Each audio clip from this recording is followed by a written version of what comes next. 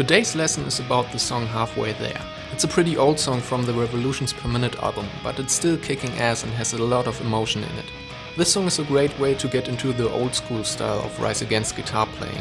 The structure is very simple and you almost only need power chords and octaves.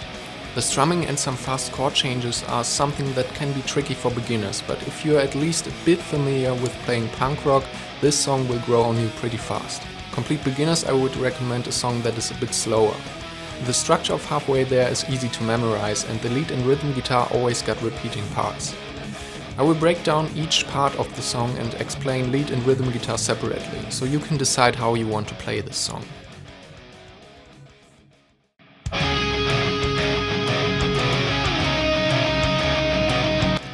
In the intro, the lead guitar plays just single notes on the B string. At some changes between the different single notes, you have to use a type of slide.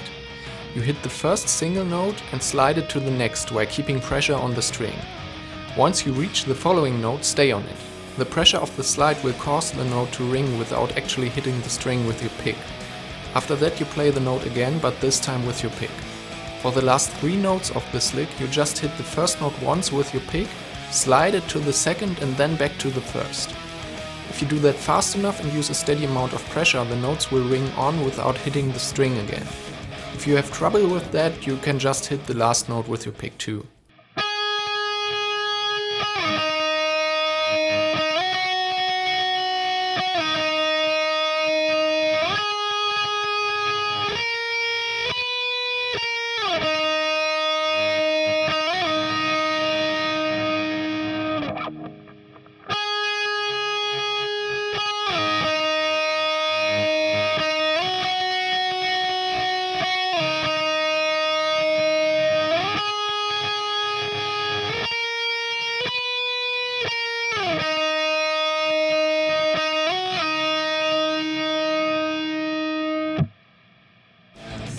The rhythm guitar plays a repeating riff that is separated in 2 variants that alternate.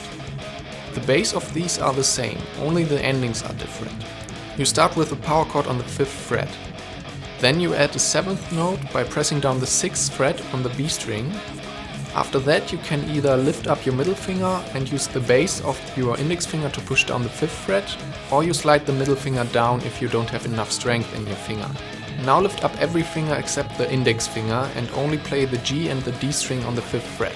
Now begins the ending part, which alternates after every playthrough of that riff. The first time you hit 2 notes on the 5th fret and then put back 1 finger on the 7th fret, so you add the power chord from the beginning and play it either 2 times if you use a hammer on or 3 times if you strum it.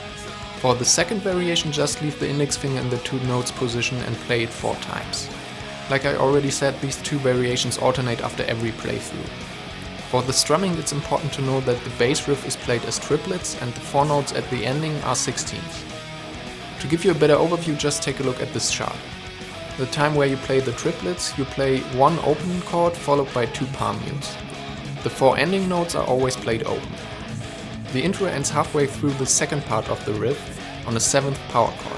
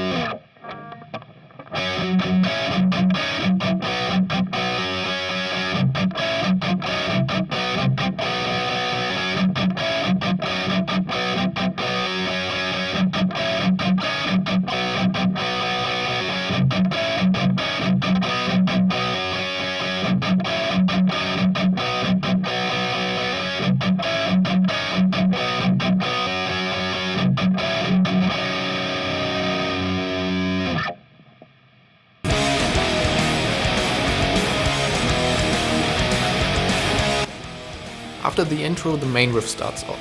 Where the lead guitar plays octaves, the rhythm guitar sticks with power chords, but the strumming for both remains the same. The first part contains a riff where both guitars play 5 chords. In theory, these are only played once, but if you want to add a little bit more dynamic to it, you can try to play the 3 lower strings open for the rhythm guitar and dead notes for the octaves on the lead guitar right before each chord or octave. You will hear that there's a small difference in the sound and that it feels more aggressive.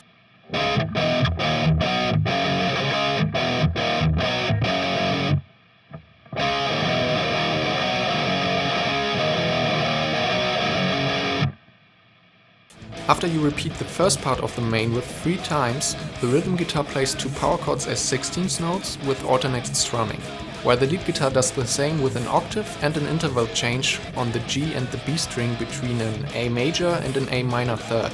If you want, you can try to mute the other strings with your index finger and your thumb.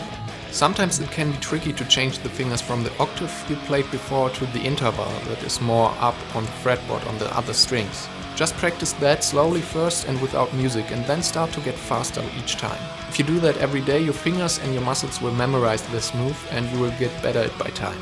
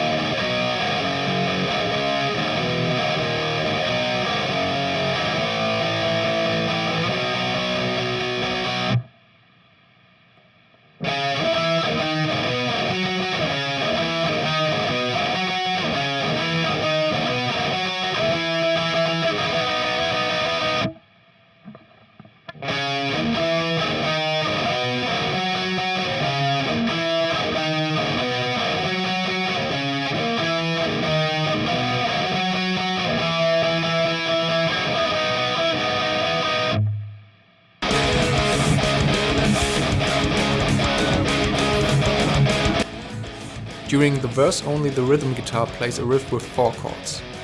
The first is a simple power chord on the 5th fret. The second is a major interval. Imagine it as an upper part of a G major chord, but only on the 6th string. The third chord is again a simple G power chord, and the 5th chord is a C power chord. The strums are just simple downstrokes which alternate between open and palm muted. At the end of each strumming section you end on an open note and start again on an open note. The only part where it leaves this pattern is at the last power chord. This one is just played with 2 fast open strums. You repeat this 4 chords riff 3 times. When you reach the 4th time you play it again, like I just showed you, but in the middle of the G power chord strumming you change it into simple open down up strumming to lead into the chorus.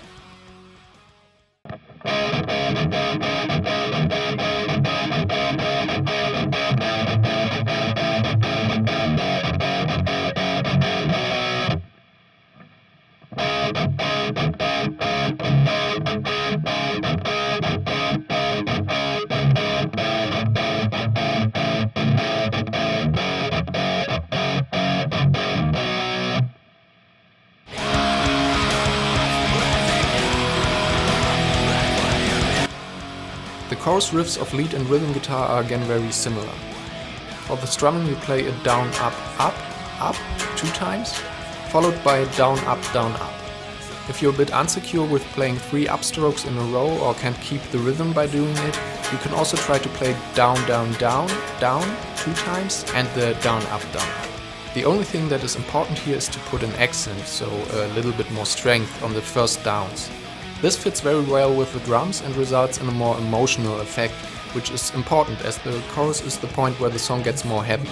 In the rhythm part you play the strumming pattern I just showed you for 1 power chord each. In the lead part you often change the octave in between it. When you're at the end of the chorus you can decide if you want to end with a regular strumming or interrupt the last strums to do a quick pick slide to lead into the second verse.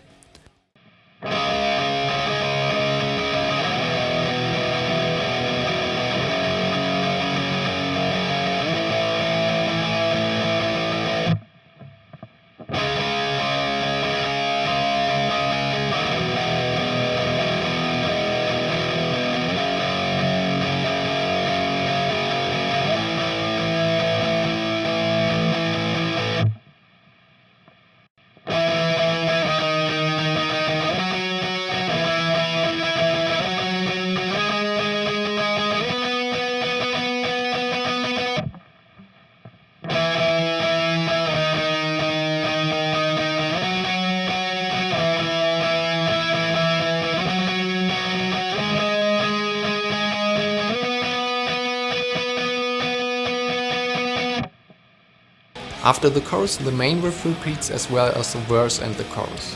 The only change is that the second verse is only half as long as the first.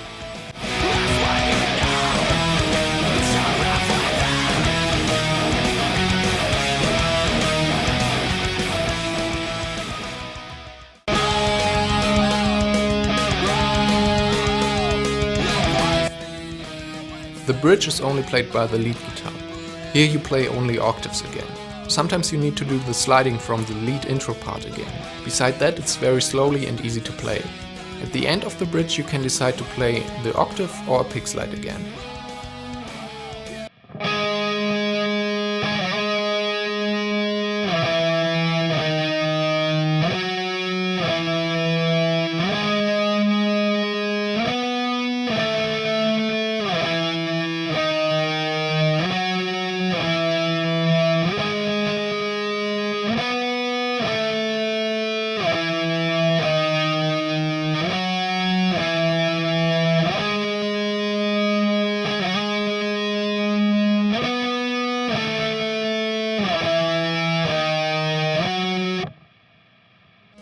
After the bridge, the main riff repeats again and you either end on an octave on the 10th fret or a power chord on the 5th fret, and you're done with learning halfway there.